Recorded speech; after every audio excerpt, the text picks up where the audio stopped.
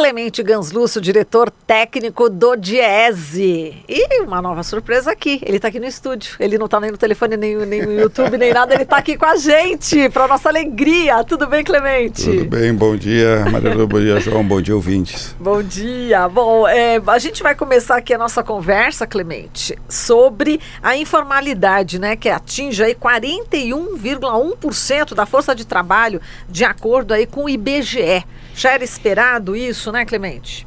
Exato, os dados que o IBGE acabou de divulgar, fazendo o balanço do mercado de trabalho em 2019, revelam que há uma diminuição do desemprego, mas essa diminuição é predominantemente pela criação de postos de trabalho precários. Ou trabalhador por conta própria, ou assalariado sem carteira, são aqueles que mais crescem em termos de ocupação, e um crescimento muito menor do assalariamento com carteira. O assalariamento com carteira, quando cresce, são salários muito baixos, entre 1 e 1,5 salário mínimo. E aqueles postos de trabalho assalariados sem carteira e trabalhadores por conta própria, predominantemente informais ou ilegais. É o caso do assalariamento sem carteira, é um posto de trabalho ilegal. A empresa está cometendo uma ilegalidade. Esse crescimento do trabalhador por conta própria, assalariado sem carteira, na informalidade, significa que o trabalhador não tem nenhuma proteção durante a vida laboral, ou seja, tiver um acidente, se a mulher ficar grávida, ela não terá afastamento para a maternidade, o trabalhador com acidentado não terá nenhum tipo de proteção do ponto de vista de manutenção de renda, e essas pessoas também não acumulam o direito para a aposentadoria. Isso significa que na velhice não terão o benefício da Previdência Social. Portanto, a informalidade significa a exclusão de um sistema protetivo que nós, por tantas décadas, lutamos para que todos tenham direito.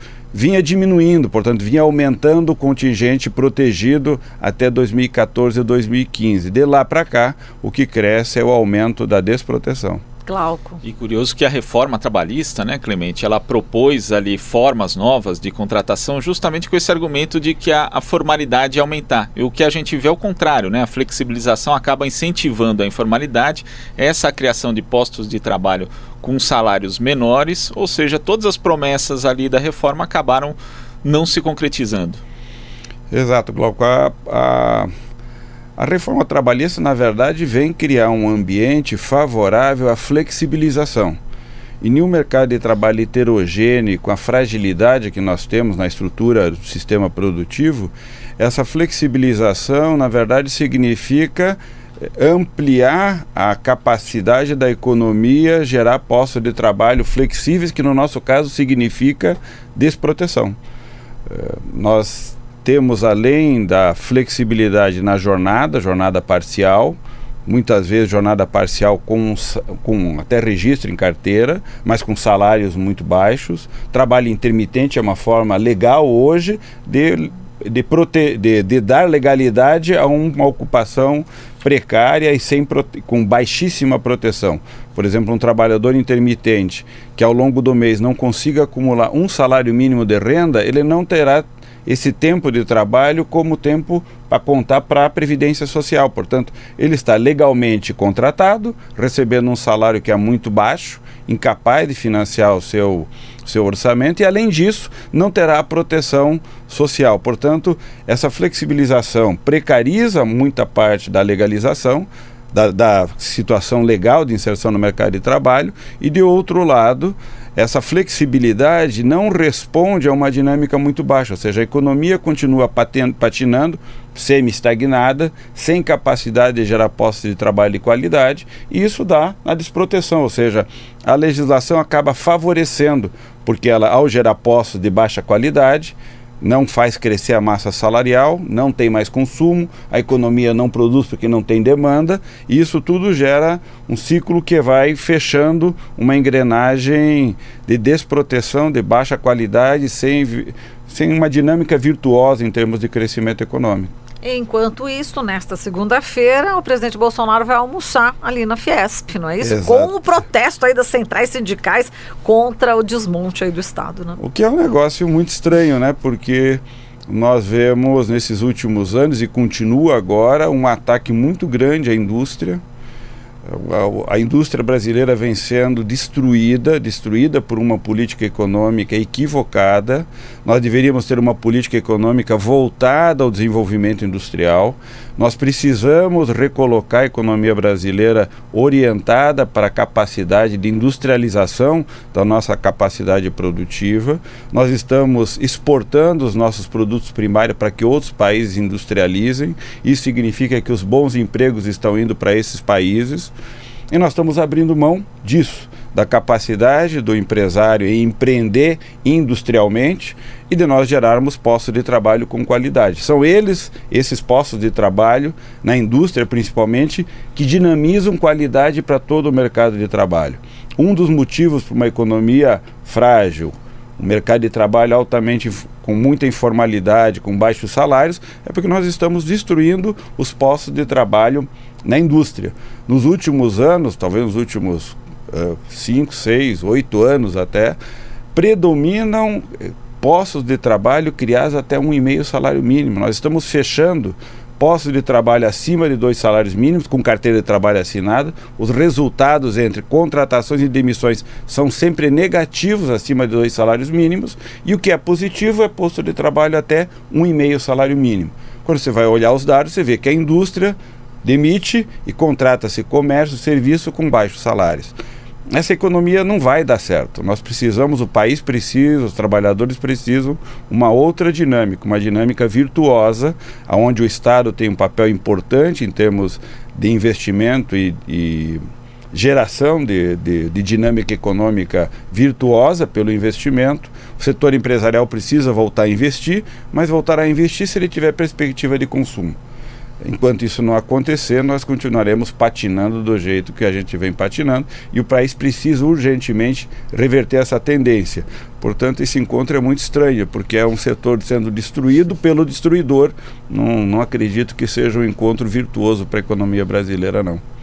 E nesse aspecto, hoje a gente conversou também com a economista Marilana Teixeira, da Unicamp, e ela lembrou da política de desonerações no setor industrial feito ali no governo Dilma, que a própria ex-presidenta já admitiu que foi um erro aquilo. E a economista Laura Carvalho, inclusive, chama de agenda Fiesp, né, que foi adotada naquele período, não só por conta das políticas de desonerações, mas também outras medidas que, em tese, fariam justamente o fortalecimento do setor industrial. Mas isso não aconteceu. Por que você acha que não deu certo, Clemente? Por que a indústria continua nessa situação hoje? É porque ela está financiarizada? Os industriais brasileiros estão preocupados mais em vender para o exterior e fazer parte de grandes corporações? Qual que é teu diagnóstico? Bom, primeiro, Glauco, aquela desoneração feita naquele momento, a iniciativa do governo foi fazer uma desoneração muito focada. 5, 6 setores que tinham muita dificuldade de exportar porque o câmbio valorizado criava dificuldades. Então, ao invés de mexer no câmbio, que gera pressão inflacionária e muitas outras complicações de curto prazo, a presidenta resolveu diminuir o custo do trabalho para compensar essa dificuldade e favorecer essas indústrias. O encaminhamento desse processo para o Congresso resultou em uma ação do Congresso muito maléfica à economia, porque eles expandiram de 5 para mais de 50 setores sem nenhum sentido, ou seja, fizeram uma baita reforma tributária, desonerando o sistema produtivo e não colocando nada no local. Isso significou que o Estado perdeu muita receita e não foi nada colocado no lugar para o Estado. As empresas, aí sim, as 50 setores, não investiram o que deveriam investir. Portanto, o Brasil não investiu, portanto, não aumentou a capacidade produtiva, perdeu receita o Estado e as empresas ganharam.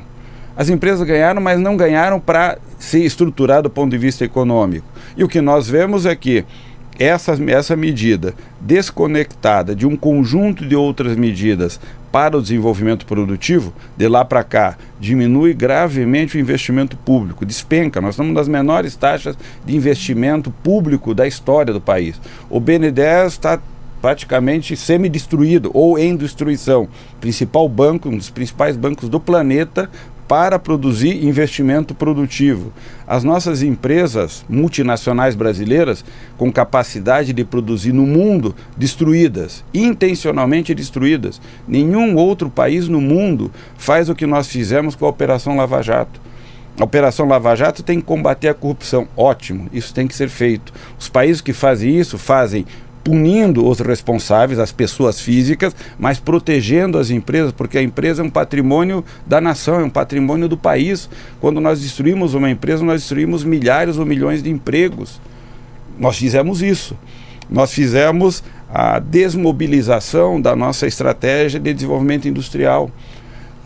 Bom, tudo isso leva a que a economia vá para o buraco, né? Ou seja, nós estamos desmobilizando a nossa capacidade produtiva.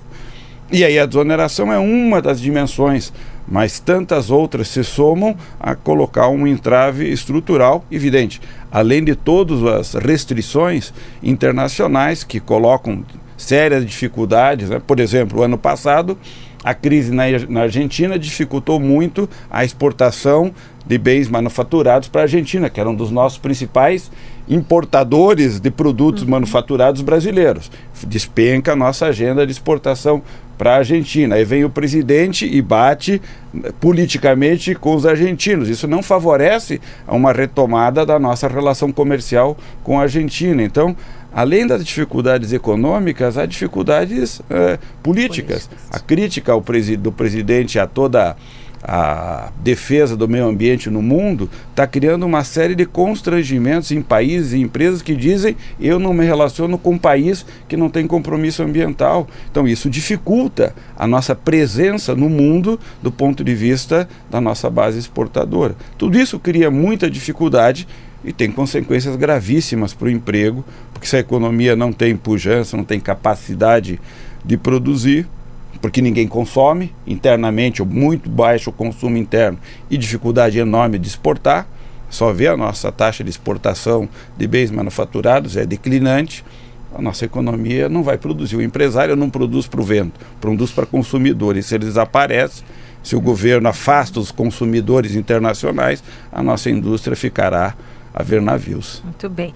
Agora, tem uma notícia, né, que é triste pra gente, que a gente não terá mais o Clemente Ganslúcio diariamente aqui na coluna, né, do Diese, ele como diretor, né, executivo, né? Diretor técnico. Diretor técnico do Diese. Não, ele não será mais o diretor técnico do Diese e, portanto, não terá mais diariamente. Não quer dizer que a gente não terá Clemente Ganslúcio como especialista, né? Eventualmente, né? Nas entrevistas. E aqui a gente já faz esse convite, né, Clemente, para a gente não ficar longe de você, né? Porque, né, o seu conhecimento todo a gente não pode desperdiçar, né? A gente não quer perdê-lo de forma alguma.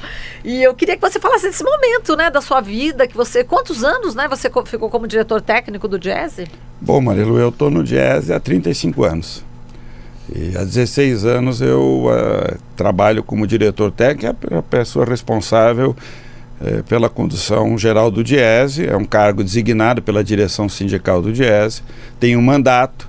Meu mandato venceu agora no final do ano, termina a prática amanhã, e eu encaminhei já há alguns anos um processo de mudança, uma transição planejada com a direção, e nós estamos na etapa final, quase semifinal dessa transição. Em dezembro, a direção nacional do Diese e a Assembleia Nacional do Diese referendou a indicação do Fausto Augusto, que vai assumir a direção técnica a partir de amanhã.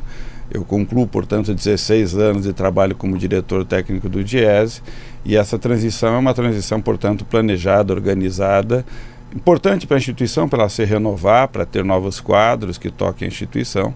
E aí, com isso, o meu trabalhinho aqui diário com vocês. Prazer estar com vocês.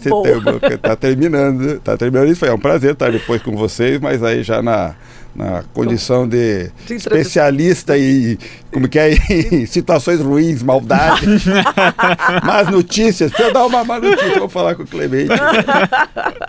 Pauta não tem faltado nesse sentido, infelizmente, né, Clemente? Eu queria que essa pauta acabasse e tivessem só boas notícias, mas realmente não a expectativa não é boa para a economia brasileira, né? O Diese tem 60 e poucos anos, 64 anos. Nesses 64 anos, predominou no nosso trabalho a denúncia da precarização, a dificuldade do emprego, o desemprego, as péssimas condições de trabalho, arroxo salarial, a manipulação de índice de custo de vida, bom, tantas coisas que nós fizemos nesses anos todos. Mais uma vez, a nossa trajetória vai ser produzir informações para que o movimento sindical possa atuar frente a essa situação difícil. A equipe que fica no Diese é muito competente, bastante preparada. Creio que o Diese vai continuar e vai melhorar ainda mais a sua capacidade de atuação. Por outro lado, foi um prazer estar com vocês aqui com a Rádio Brasil Atual, em nome do Glauco, da Marilu, parabenizar toda a equipe, a direção da rádio, né, o Paulo Salvador, Vanucci, com quem ele tem boa relação, toda ela. Agradecer o trabalho e a oportunidade de estar aqui com vocês esse tempo todo. Foi bastante tempo, né? Eu nem sei quanto tempo. Nossa, é um laço de amizade profundo já, né, Clemente? E novos desafios, Clemente? Novos desafios. Eu vou provavelmente nos próximos meses concluir essa transição no Diese, já terminar os últimos trabalhos aí da transição, pelo menos na relação institucional, e no curto prazo ajudar as centrais sindicais no trabalho na discussão da reforma sindical, ainda como um trabalho que eu concluo pelo Diese, pelo acúmulo que eu fiz nesses anos. Sim. Então, nesse primeiro semestre, um tempo dedicado a isso, e a outra na vida, ajudando aí o movimento sindical nas lutas, discutir o futuro do trabalho, o futuro do sindicalismo. Vou estar aí na área, circulando. Na resistência. Na resistência, exatamente. Mas preparando para o ataque.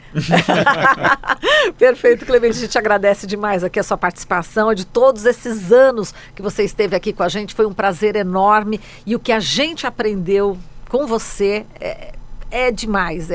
Eu fico até emocionada, porque você é uma pessoa que você consegue traduzir aquela economia, aquela coisa complicada da economia, você consegue traduzir em palavras tão simples e que atinge realmente o ouvinte, o telespectador, o internauta, a mim pessoalmente, né? Então eu agradeço demais aqui a sua presença e toda essa participação durante todos esses anos, viu, Clemente? Obrigado aos ouvintes também que acompanharam todos esses anos e boa sorte para vocês, vamos estar juntos. É isso aí, boa sorte nesse novo ciclo de vida para você. Viu? Obrigado. Falamos aqui com o Clemente Ganslúcio, diretor técnico do Diese. Você sintoniza Rádio Brasil Atual. 102,7 Noroeste Paulista, 93,3 Litoral Paulista, 98,9 São Paulo.